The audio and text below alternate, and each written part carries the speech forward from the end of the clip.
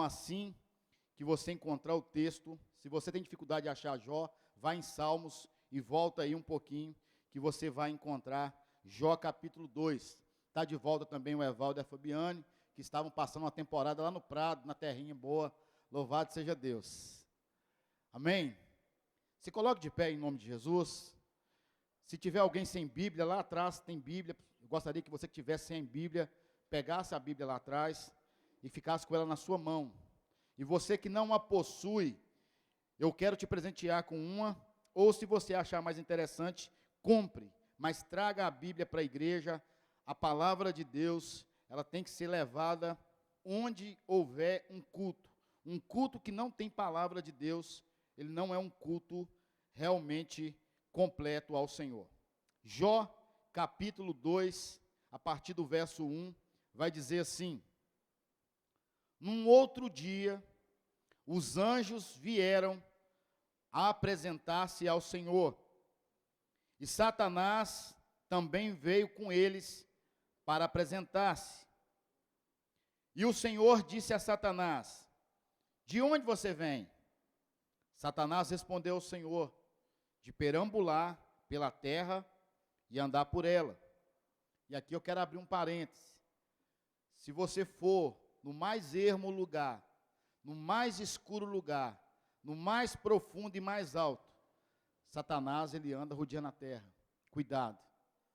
E a Bíblia diz que os olhos do Senhor estão em todos os lugares.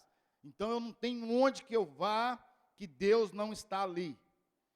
Depois de Satanás dizer que estava andando, perambulando pela terra, no verso 3 vai dizer o seguinte: disse então o Senhor a Satanás: reparou meu servo Jó? Não há ninguém na terra como ele, irrepreensível, íntegro, homem que teme a Deus e evita o mal. Ele se mantém íntegro, apesar de você me haver instigado contra ele para arruiná-lo sem motivo. Deus falou com o diabo: olha, ele continua íntegro, mesmo você tendo me instigado, me cutucado para fazer algo contra ele sem motivos. Aí Satanás então vai responder: pele por pele, um homem dará tudo o que tem por sua vida. Estende a tua mão e fere a sua carne e seus ossos, e com certeza ele te amaldiçoará na sua face. O Senhor disse a Satanás: pois bem, ele está nas tuas mãos, apenas poupe a vida dele. Saiu, pois, Satanás da presença do Senhor e afligiu Jó com feridas terríveis, da sola dos pés ao alto da cabeça. Então Jó apanhou um caco de louça com o qual se raspava, sentado entre as cinzas. Permaneça com a sua Bíblia aberta, feche os seus olhos e ore comigo assim: Senhor Jesus, fala ao meu coração, que essa experiência poderosa que Jó teve, possa transformar a minha história. Fala comigo, em nome de Jesus. Toma aí o seu assento, permaneça com a sua Bíblia aberta. O texto começa dizendo que em um certo dia, os anjos foram se apresentar diante do Senhor. Foram lá talvez entregar um relatório. E junto com anjos foi também Satanás. O Senhor perguntou a Satanás: de onde que você vem? E ele disse que ele veio de perambular pela terra, de rodar pela terra. Satanás vai em motéis, Satanás vai em boteco, em bar, onde tem jogatina, onde tem morte, onde tem bebida, tem droga, tem prostituição. Satanás anda perambulando pela terra. O Senhor então diz para ele: você está vendo meu servo Jó? Na terra não existe um homem íntegro como ele. Ele é um homem diferenciado. Ele é um homem que não tem outro igual. Satanás, astuto, ele diz o seguinte, aliás, Deus fala com ele, meu servo Jó íntegro, mesmo você fazendo o que você fez antes, mesmo você me instigando a permitir fazer o que você fez, ele continua íntegro. Satanás, então, ele dá uma cartada mortal e diz o seguinte, verdade, ele continua íntegro, porque pele por pele, deixa eu tocar na carcaça, no corpo dele, que o Senhor vai ver se ele não blasfema contra a tua face. Porque qualquer homem dá tudo o que ele tem pela sua vida. Uma pessoa que está num leito de morte, ele pode ser bilionário. Se falar com ele assim, ó, eu tenho a cura para a sua enfermidade, eu consigo acrescentar na sua vida 1 ano, em troca da sua riqueza ele dá. Porque a vida só tem uma origem, ela vem do Senhor, e logo o dinheiro não pode comprar. Então o diabo diz para Deus, Deus, ele ainda não blasfemou, ele ainda não caiu, ele continua íntegro, porque a pele, a saúde dele não foi tocada. O Senhor falou assim, então Satanás, faz o seguinte, pode ir lá e tocar, porém, poupe a vida dele. E o texto diz no verso 7, que o diabo saiu da presença de Deus, e ele foi cumprir cabalmente aquilo que ele queria. E o texto diz que ele afligiu Jó com feridas terríveis, da sola dos pés ao alto da cabeça. Eu quero te situar, para você entender qual era o tempo que Jó estava vivendo. O capítulo de número 1, Deus chega também diante de Satanás e faz a apresentação de Jó. Pega o currículo de Jó e começa a ler. Está vendo meu servo Jó? Homem reto, íntegro, temente a Deus, e que não desvia do mal. Jó, ele ora pelos filhos, pelos pecados que ele nem sabe se eles cometeram. Satanás então diz o seguinte, porque ele é acusador. Ele fala assim, deveras, Jó é um homem íntegro e reto. O Senhor tem cercado ele de bens. Ele tem 10 filhos, eles fazem banquete, vez pós vez, um na casa do outro. O texto diz no capítulo número 1 que Jó era o homem mais rico do Oriente. Hoje seria um desses sheiks, desses bilionários aí. Parece que hoje o homem mais rico do mundo é o dono da Amazon.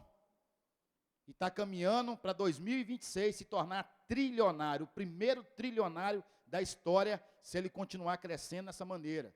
Então Jó era um homem desse aí, muito rico, muito poderoso. Só que o texto diz que no mesmo dia, o homem que era rico se torna pobre. O homem que tinha 10 filhos, perdeu todos, não sobrou um para consolar ele. Eu não sei se alguém aqui já teve o desprazer de participar de um velório coletivo, onde existia mais de um caixão. Eu já tive o desprazer de ir em um velório com 3 caixões. O marido, a esposa e o irmão morreram de acidente de carro. Lá no Altinópolis, na igreja do pastor Lucimar. Eu cheguei e vi lá 3 caixões, eu não sabia para que rumo que eu ia. É tanto choro, Rafael, é tanta lágrima, é tanta tristeza, que você não sabe para onde você vai, para que direção você toma. Agora imagine um velório com 1, 2, 3, 4, 5, 6, 7, 8, 9, 10 caixões. É muita desgraça para uma pessoa só. É muita tristeza, é muita destruição para uma pessoa só. E o texto diz que Jó, passando por tudo isso, ele não blasfemou contra Deus. Então Satanás, ele vai pegar um homem pobre, arrebentado, sem filhos, abandonado, e ainda quer tentar destruir o restinho que ficou. Porque para Jó só sobrou 2 coisas: a esposa e a saúde. De tudo que Jó possuía, juntas de boi, camelos, ovelhas, muita riqueza, só sobrou a esposa e só sobrou a saúde. Deus libera Satanás. O diabo só pode fazer aquilo que Deus permite. É por isso que eu fico tranquilo, porque a Bíblia diz que Deus tem pensamentos bons sobre nós. Então Deus permite, Satanás vai lá e toca, e o texto diz que houve feridas da cabeça à sola dos pés. Quando eu falo feridas da cabeça à sola dos pés, fica parecendo assim muito solto. Eu quero te convidar a pegar a sua Bíblia e entender de forma bem particular o que Jó estava sofrendo depois que o diabo tocou no seu corpo, na sua vida. Aliás, na vida não, né? No seu corpo, na sua estrutura. Pega a sua Bíblia comigo e vai em Jó 7, verso 5. Olha o que Satanás fez e colocou em Jó. Jó 7, verso 5. Ele declara assim: meu corpo está coberto de vermes e cascas de ferida. A minha pele está rachada e vertendo pus. Jó estava com o seu corpo totalmente comprometido. Vermes, bichos saindo do corpo, pus saindo. Está ali a Fabiane, que é enfermeira, deve participar de muitos momentos terríveis como esse, mas eu me lembro de um que eu tive a presença. Um mendigo quebrou a perna em vários lugares e foi colocada aquela antena, eu chamo de antena, é um instrumento que fica com as pontas para o lado de fora. E aquele mendigo, por não ter lugar para tomar banho, não ter remédio, não ter lugar para cuidar, aquilo começou a infeccionar, e aquilo começou a sair pus, sair bicho, mosquito voando, e o cheiro era terrível. Esse mendigo só tinha isso na perna. O texto diz que Jó estava com seu corpo tomado por vermes, feridas e por pus. Eu quero pedir você para poder dar uma adiantada aí em Jó 17, verso 7. Porque além de estar com o corpo todo ferido, a pele rachada, cheio de vermes e com pus, Jó agora está deprimido. Jó 17, verso 7. Meus olhos se turvaram de tristeza, escureceram. O meu corpo não passa de uma sombra. Jó estava deprimido, estava triste. Vira uma página aí, vai em Jó 19, verso 17. Se não bastasse o homem todo terrivelmente ferido, machucado, soltando pus, ele estava podre por dentro também. Olha o que o versículo diz. Minha esposa, minha mulher, acha repugnante o meu hálito. A boca de Jó estava fedendo. Possivelmente, úlcera, câncer no estômago, tudo de ruim. Olha só o que ele declara. Minha esposa acha repugnante o meu hálito. Meus próprios irmãos têm nojo, na minha versão, a NVI, têm nojo de mim. Jó não podia abrir a boca, que as pessoas saíam de perto e talvez tampavam o nariz e a boca para não sentir aquele mau cheiro. Nós estamos falando de um homem que era bilionário e que agora está só a carcaça podre, por dentro e por fora. Se você for lá para o verso, no capítulo de número 30 também, vai dizer que os ossos de Jó estavam doentes. Jó 30, 17. A noite penetra os meus ossos, minhas dores me corrói sem cessar. Jó tinha dor de manhã, de tarde e de noite. E por que ele cita ossos? Se você voltar lá em Jó 19, o texto vai dizer que ele estava uma caveira ambulante. Volta lá comigo. Jó 19, verso 20. Não passo de pele e ossos, só escapei com a pele dos meus dentes. Dente tem pele? Dente tem pele? Jó declara o seguinte: não tem nada, está só o osso. Então, nós estamos diante de um homem que já tinha perdido tudo: dinheiro, fama, não no sentido literal nosso, de famosinho, de televisão, de internet, mas era um homem reconhecido, um homem íntegro, que perdeu tudo, perdeu os filhos, perdeu a moral, e agora perdeu a sua saúde e a sua dignidade, porque as pessoas corriam dele. E o que fazer diante de uma história dessa? Porque tem hora que eu e você estamos parecendo um Jó, não no sentido literal, mas nós estamos quebrados pelas circunstâncias da vida. Nós estamos machucados por palavras que nós ouvimos. Nós estamos feridos com as coisas que o diabo tenta fazer e faz contra a nossa casa. E nesta noite, à luz da Bíblia, eu quero te convidar a tomar as medidas, fazer o que Jó fez para ter a sua sorte, a sua história mudada. E a primeira coisa que Jó fez está justamente no verso de número 8 do capítulo de número 2. Pega aí sua Bíblia.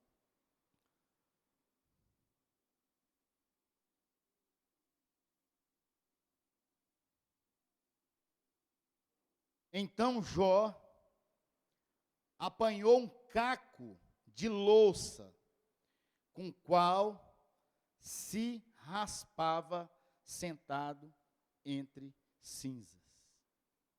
Deixa eu explicar algo para vocês.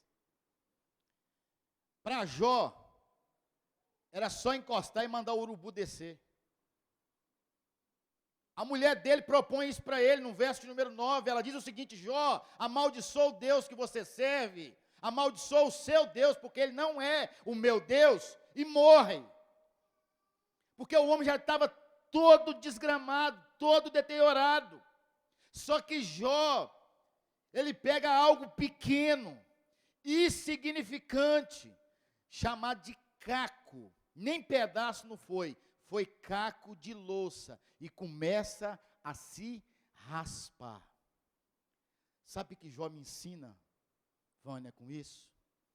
Que no meio da tristeza, que no meio da dor, da enfermidade, da falta de recurso, da tristeza, eu não posso me entregar. Eu vou repetir. No meio da dor, no meio do sofrimento, da enfermidade, da escassez, do caos, eu não posso me entregar. Jó pega um caco de telha na esperança que ele ia se raspar e aquela pele podre ia sair, e o pus ia sair e ia trazer algum alívio para ele. O nosso problema é que diante das circunstâncias, nós não agarramos em nada para continuar a caminhada. Jó se agarrou num caco de louça. E parece tão pequeno. E aí eu quero abrir um parêntese aqui.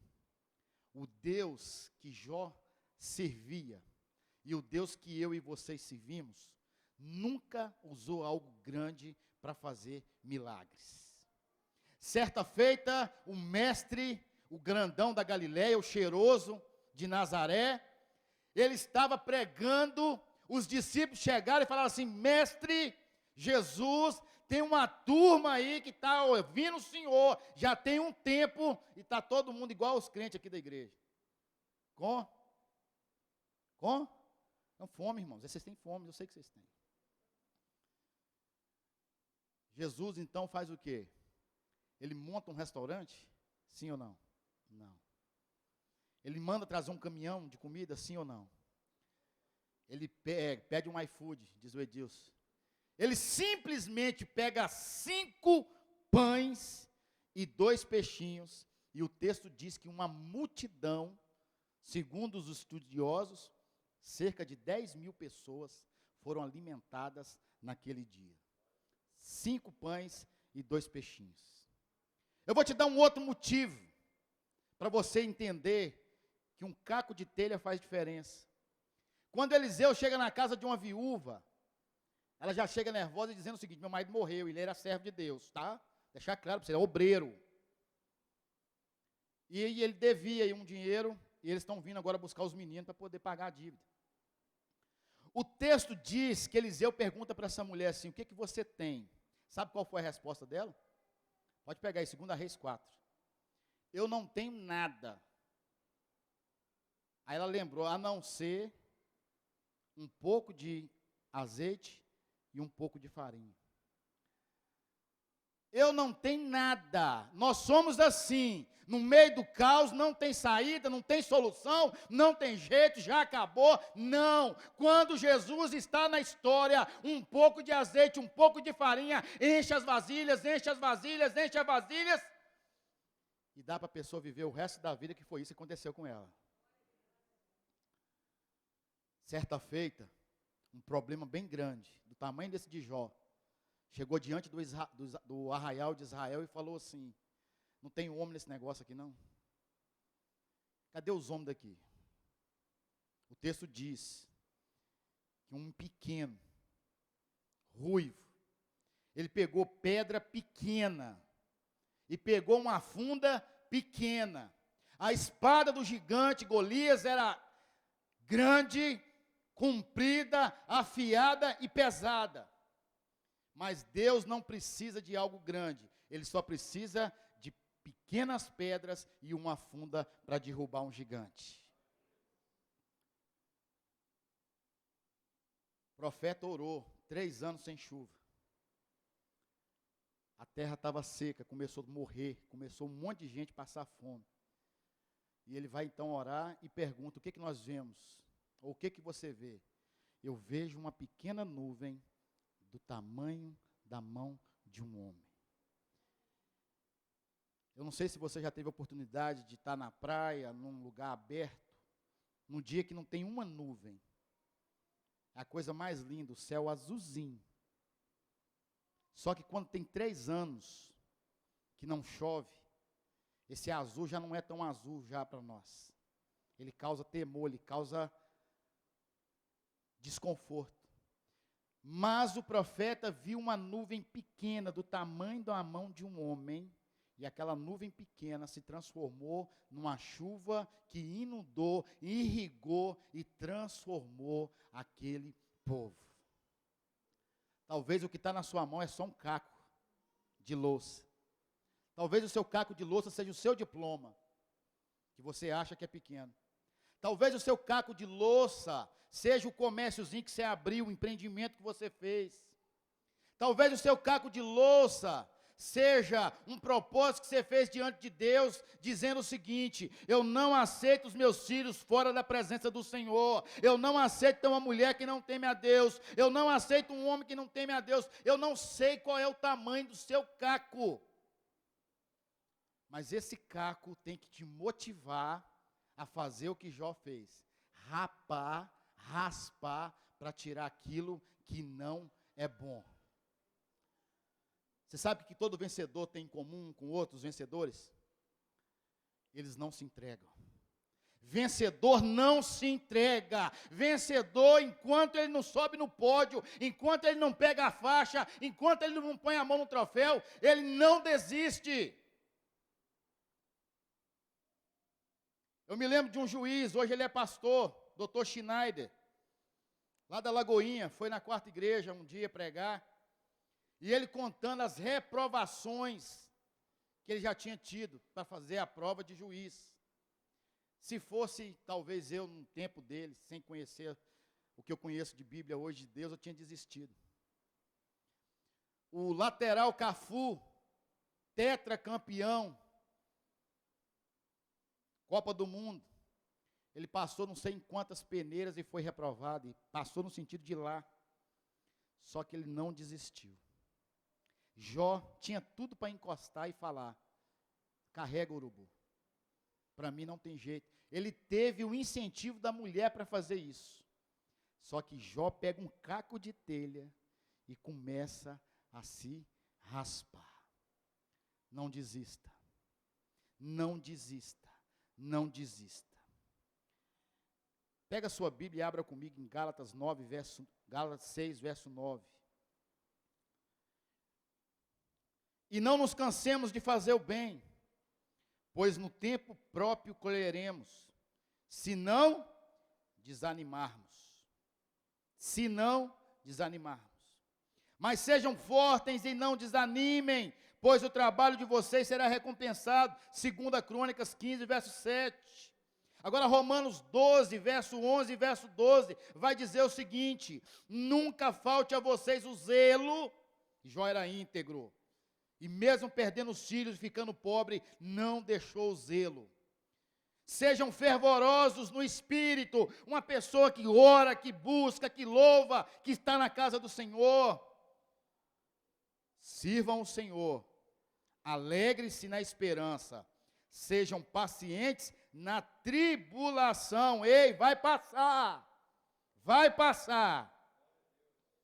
mas persevere na oração. Deus não precisa de muita coisa, é um caco de louça para reanimar uma pessoa. Pega a sua Bíblia e vai comigo, Salmo 131. Olha o que Davi declara aí.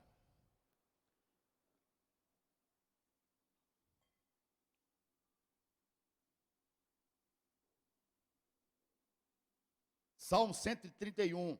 Senhor, meu coração não é orgulhoso, e os meus olhos não são arrogantes. Senhor, eu sou um homem humilde, eu sou um camarada tranquilo, eu não sou arrogante, não sou soberbo. Agora olha o final do versículo. Não me envolvo, não corro atrás de coisas grandiosas e nem maravilhosas demais para mim. Davi está dizendo o seguinte: Senhor, eu sei que eu não preciso ir atrás de coisas grandes, maravilhosas demais, porque o pouco contigo é muito. Ele declara isso. Sabe o que Jó tinha naquele dia? O caco de telha. De telha não, de louça. Somente. E uma mulher usada por Satanás para poder derrubar ele. Por que foi usada por Satanás? Porque o diabo, ele não quer destruir só a sua moral, a sua carreira, o seu emprego. O diabo quer te fazer ir para o inferno. E a proposta naquele dia daquela mulher, pega a sua Bíblia aí. Olha o verso de número 9. O que ela propõe para ele? Quem pode ler para mim aí?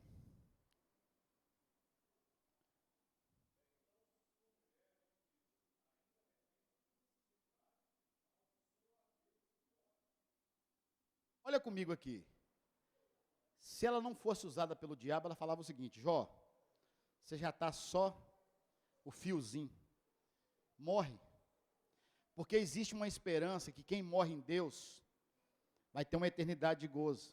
Apocalipse 21 vai dizer que o novo céu e a nova terra, e 22 também, não haverá choro, nem pranto, nem dor, porque essas coisas já passaram. Então aquela mulher poderia dar um alento para ele, dar para ele uma palavra de consolo: meu filho, você perdeu tudo, ficou pobre de marré, você não tem filho, você está com mau hálito, você está doente, você está podre. Encosta, morre e vai para a glória. Não, a proposta dela é: amaldiçoe o teu Deus e morra. O diabo quer roubar a sua paz, roubar a sua vida aqui, e quer que você fique a eternidade com ele, no lago de fogo e enxofre, gemendo eternamente. Então a segunda coisa que Jó faz, que faz dele um homem vencedor, a primeira é não se prostrar, não se entregar. Estava lá, sentado na cinza, caído, moído, mas passou a mão no caquinho de louça e começou: sai pus, sai pele podre, sai. Segunda coisa, está no verso de número 10. Olha o que Jó faz. Ele respondeu: você fala como uma louca, como uma insensata. Aceitaremos o bem dado por Deus e não o mal? Em tudo isso, Jó não pecou contra Deus. Sabe que eu fico indignado às vezes como pastor? É crente que fala assim: eu não volto mais na igreja. Está todo errado, fez um monte de lambança, deveria tomar vergonha na cara e ser o primeiro a sentar na frente. Fala que não vai voltar mais na igreja. Sabe por que não volta na igreja? Porque pecou e acha que está certo. E quer abandonar Deus e quer abandonar a igreja. Jó tinha todos os motivos para abandonar a igreja, não, abandonar Deus. Mas ele não o fez. Ele não o fez. A história de Jó só foi mudada, e a gente vai ver ela no final da mensagem, porque Jó não abriu mão de Deus. Não abra mão de Deus. Não abra mão de Deus. Tem gente de pedigree forte. Vou falar aqui de Pedrão. Quando Jesus morreu, o texto diz que ele chateado, revoltado, porque o amigão, o brother dele, o mestre dele havia morrido. Ele fala o seguinte: vou pescar, eu vou voltar para as velhas práticas. É assim que a pessoa faz. Quando ela tem uma tristezazinha, quando alguma coisa aqui não está de acordo com ela, porque antigamente as pessoas se adequavam ao evangelho, mas hoje não, o evangelho tem que se adequar a ela. E aí tem um monte de igreja que faz isso, ela pega a palavra e adequa a pessoa. Só que aqui não, aqui o evangelho é o mesmo de 2000 anos atrás. Quem inspirou para escrever continua sendo Deus, e o que era pecado há 2000 anos continua sendo pecado, e o que é bênção continua sendo bênção, e nós não vamos sair nem para cá e nem para cá, nós vamos seguir. Está cheio de igreja que você vai lá, não, você pode ficar aqui adulterando, roubando, matando, o negócio aqui nós somos light. A Bíblia diz que a porta é estreita, a porta é estreita, e que muitos serão chamados, mas poucos serão escolhidos. Jó falou assim: mulher, você é louca, você é doida, eu não vou fazer isso.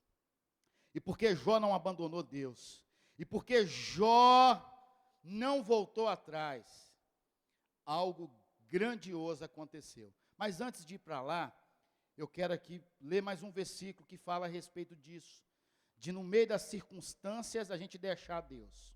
Pega a sua Bíblia e vá comigo no Evangelho de João, capítulo de número 6, no capítulo de 66, eu quero ler com você.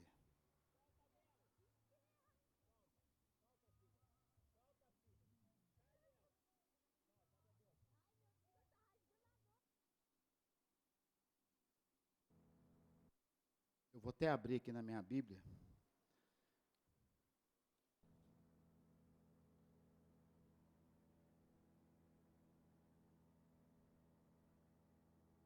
João 6, a partir do verso de número 66. Só que aí na Bíblia da gente tem uns títulozinhos assim.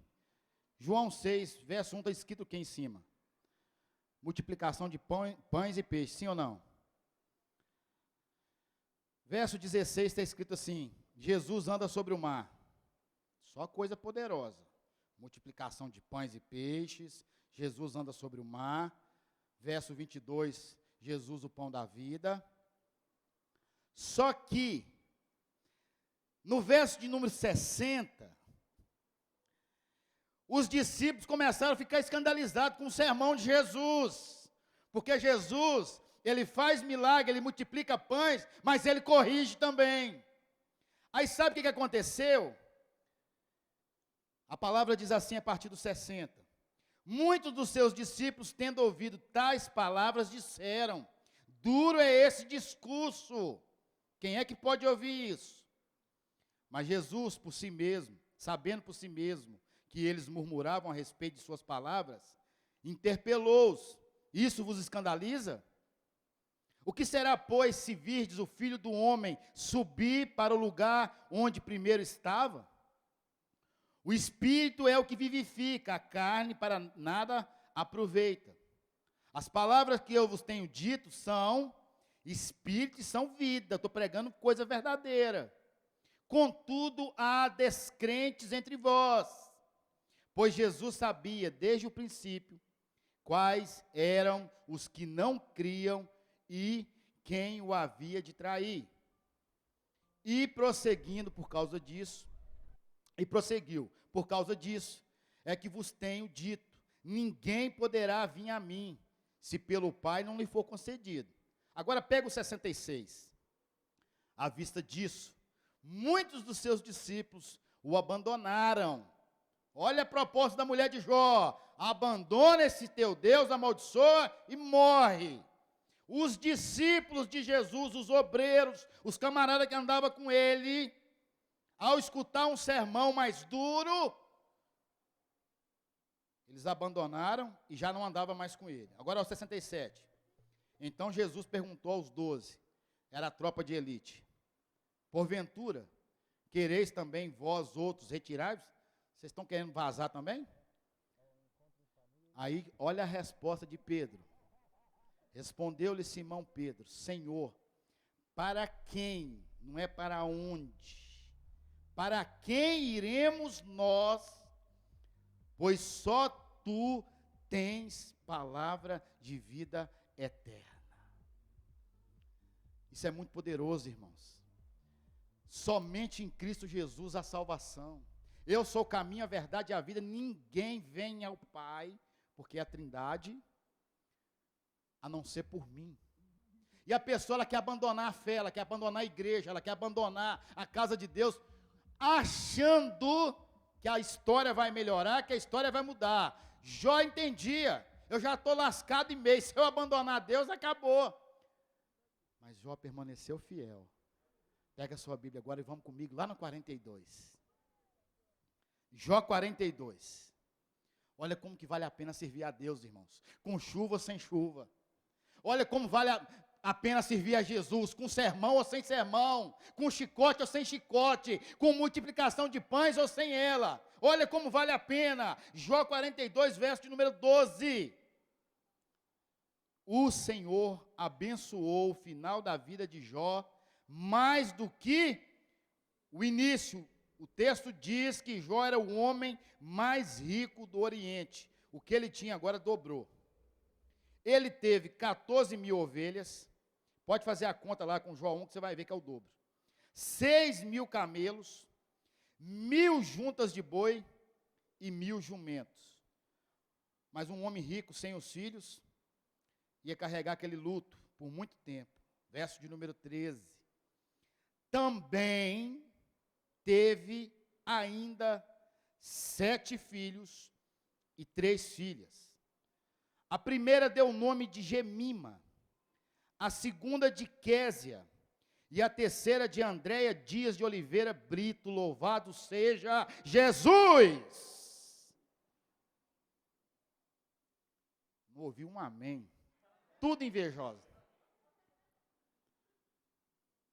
Em parte alguma daquela terra, havia mulheres tão bonitas como as filhas de Jó, e seu pai lhes deu herança junto com seus irmãos. Agora olha que top. Depois disso, Jó viveu 140 anos, viu seus filhos e os seus descendentes deles até a 4ª geração, e então morreu em idade muito avançada. Jó foi mais do que tataravô. Sabe por quê? Porque um dia, podre, pobre, largado, abandonado, ele se agarrou em algo pequeno, que na mão de Deus é muito grande, não desistiu e não abandonou Deus. A pergunta que eu faço aqui nessa noite é: o que está na sua mão? Talvez você ache que é um caco também. Se coloque de pé em nome de Jesus.